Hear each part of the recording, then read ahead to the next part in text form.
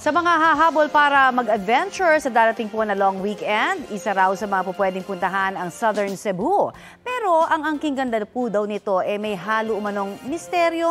Alamin sa pasilip ng biyahe ni Drew.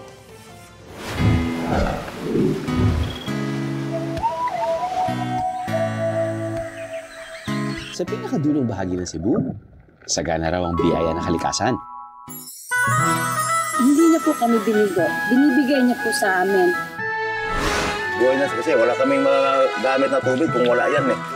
Pero may mga misteryo raw sa likod ng mga biyayang ito. Dahil iba-ibang nilalang o aparisyon ang dito'y nagbabantay. Ang Birheng Maria. Nakita raw dito? Kuan nga ang birhen jud namo, ana gyud na siya diha maligo, magtindog ng birhen diha sa bato, sa tampulong. At may klase raw ang puno rito na kailangan mo ng ritualan bago lumabas ang biyaya.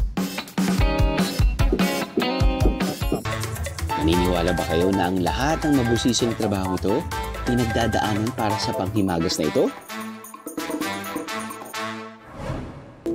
Magagawa mo yung natok in matagal. Ang pinakamatagal ay 1 week. Oras na para saksakin ng saksak. Bayuhin pala. Para hindi kami mangawit, idadaan na lang namin ni Reynan sa tamang ritmo.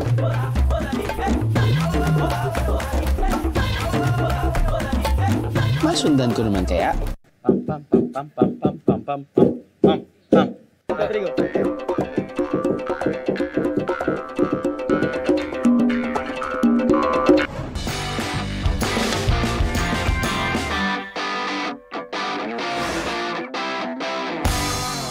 Kapuso, alamin ang maiinit na balita. Bisitahin at mag-subscribe sa GMA Integrated News sa YouTube.